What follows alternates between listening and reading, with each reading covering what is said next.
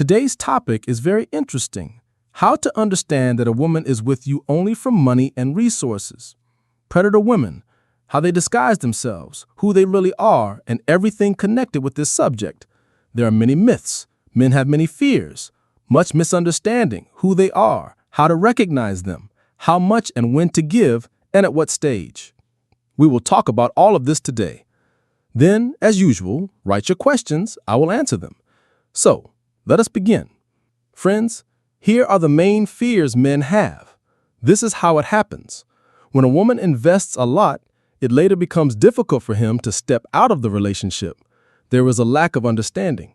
How to realize at what stage to stop, how much to give, when to give, how to recognize a predator. Because I keep investing in her. And the more I invest, the more value she seems to have in my eyes.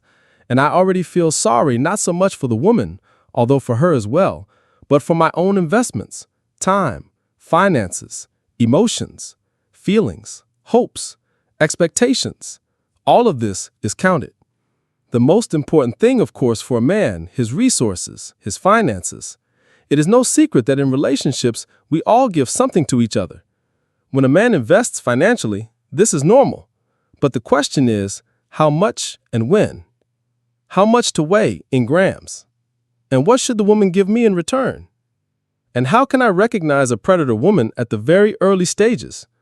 By their nature, women really do probe what resources a man possesses, and not because she is necessarily materialistic, but in order to know the full picture. I have many clients and acquaintances, and I have lived long enough to see women willingly go into relationships even if the man earns little, even if his income is lower than hers, even if he has fewer finances and she is at a higher material level. They still enter relationships. But she wants to know the layout.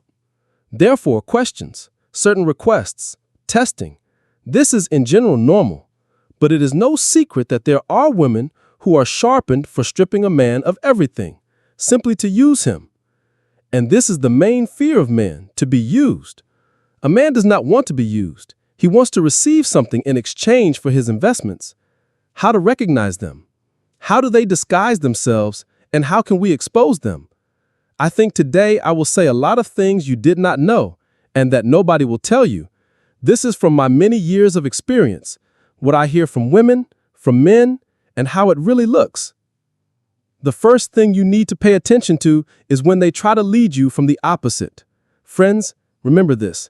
If a woman on the first, second, or third meeting tries to convince you that she is not materialistic, look from the opposite perspective. As the saying goes, the particle not does not count. If she is actively showing this, demonstrating it, insisting on convincing you, it means this is on her mind. Everyone speaks about their own needs. You should click inside. You cannot relax. A woman's words mean nothing without context. If she consistently speaks about money and about how I am not materialistic, that there are such women materialistic who take away, but she is not like that. Most likely, it is about her. How else does she try to convince? Direct formulations. Well, you are not one of those men who believe that women are materialistic, are you? You are normal. You will not think I am materialistic if we go to a restaurant, will you? You don't think that if you help me with this, then I am materialistic, do you? This is how they gently hook you into manipulation. You are a normal man. You are not like those others who have nothing to give, who are miserable themselves and therefore believe that all women are materialistic. You are not like that. You are not like that. Friends, this should alert you. They are implanting this in you. The next point, playing on pity. When a woman from the very first meetings begins to press on pity, this is done so that you will step into the role of rescuer. A cunning move. First, she presents herself as a victim, telling about a terrible ex, what a scoundrel he was, how he used her, how she invested in him, gave, but he acted meanly. Or maybe it's not even about money, simply a nightmare before you, and with you it's all different. And then it begins. You will help me. It would be so good if, well, you're not like that. Thank God I met you. Thank God now everything will be fine. The woman is pushing this role, so that you become the rescuer. And what does the rescuer do? He rescues, gives resources, services, time, and you are already the hero. She is broadcasting all of this and pressing it through. You are not like that. You are the hero. I am the fragile victim, and this should alert you. If, at the very earliest stages, you have just met, the relationship is barely beginning, you're already being told terrible nightmares, childhood malnutrition, the ex is crushing me badly, my husband is a jerk, always divided by 2 or even by 3. This is a move to evoke pity. And how do men behave with those they pity? They want to make them happy, to warm them, to give, to feed, to clothe, to shoe. And everything is leading to this, to save a person. We are responsible for those we have tamed. Women know this very well. Even if they do not formulate it themselves, it has long been told to them. All psychologists, female psychologists, repeat, the more a man invests, the more valuable you will be to him.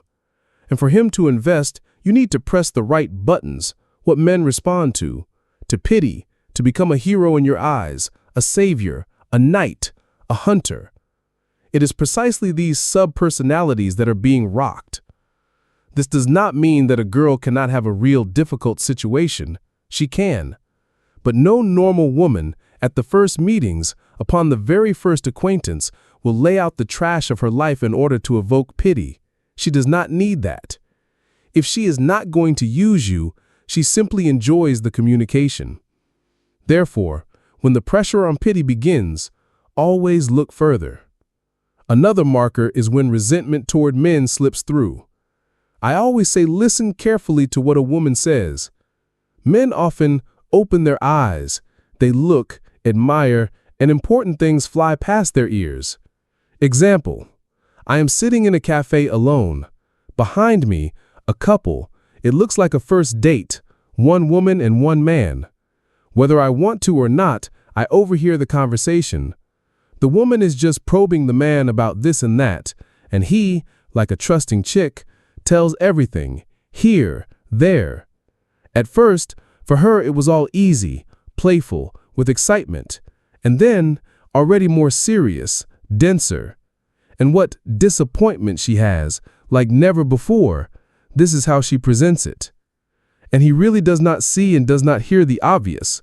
Therefore, always look and listen. When such resentment toward men slips through in a woman, that is, these are those same stories when she was hurt. What does a woman do who has resentment toward men?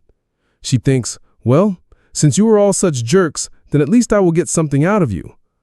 From a scabby sheep, even a tuft of wool. And she will squeeze resources out of a man preventatively so that later it will not hurt as much. She already expects in advance that she will be hurt in a relationship, and she thinks, well, fine, it will not hurt me so much when I have already received this, and this from him. I had such clients who said outright, what else can you take from him besides money? When a girl has been hurt once, hurt twice, or she herself takes offense, sometimes the man did not even do anything special, but the woman decided, he is terrible, he is a monster, an abuser.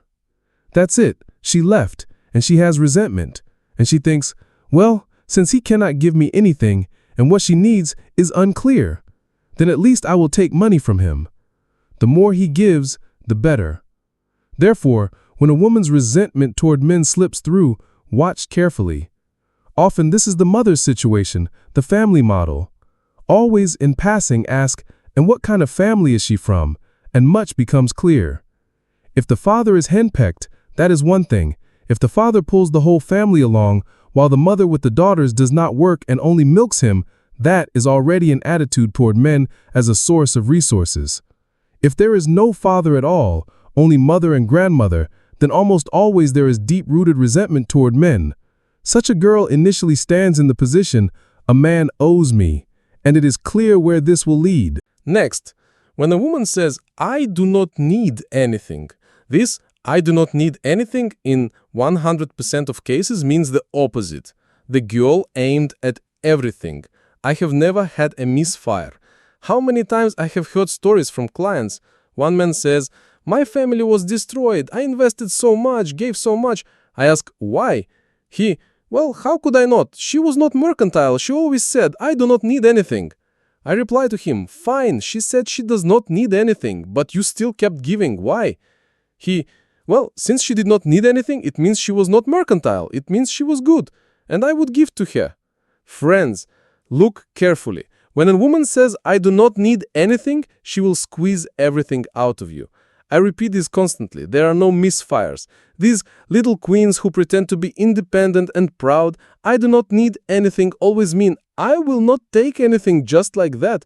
You will bring me everything yourself on a silver platter.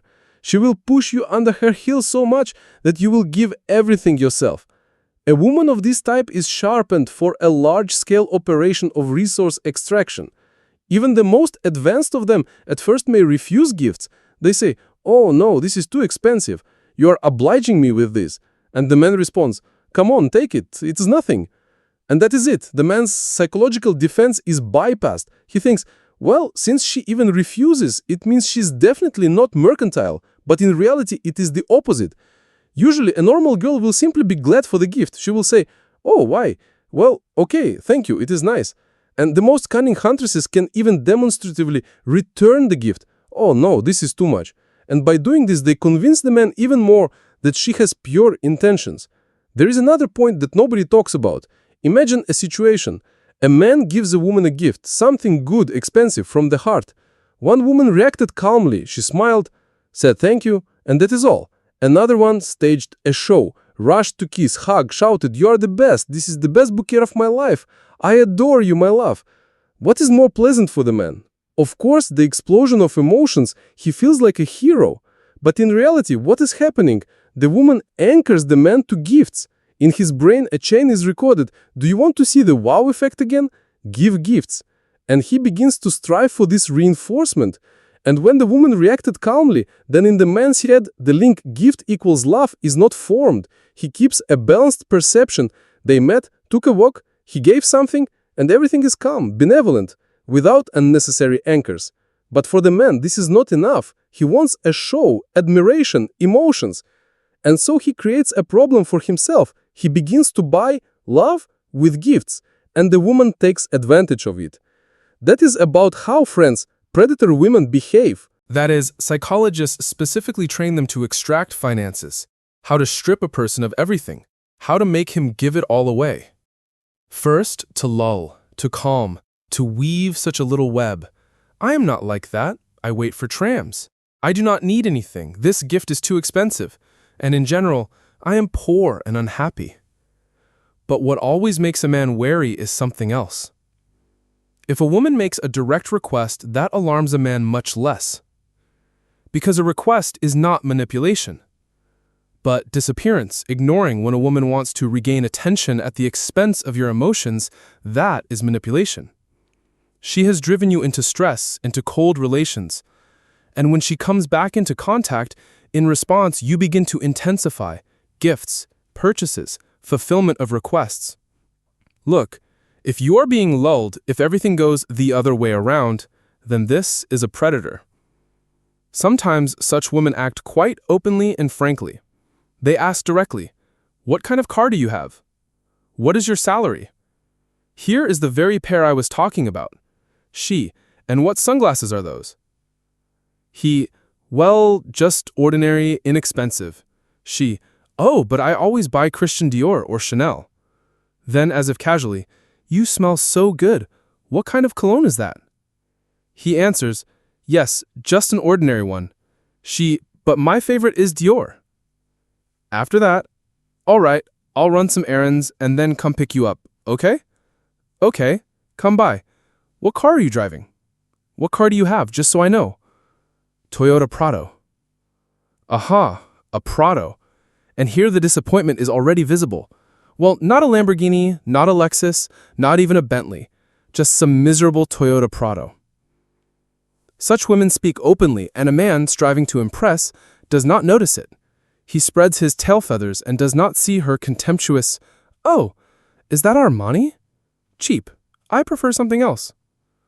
And where did you go on vacation? Oh, just with friends to Altai. and I went with my girlfriends here and there. The predator woman always shows the level you must jump to reach, the heights you are obliged to take. Whether you must do this is for you to decide.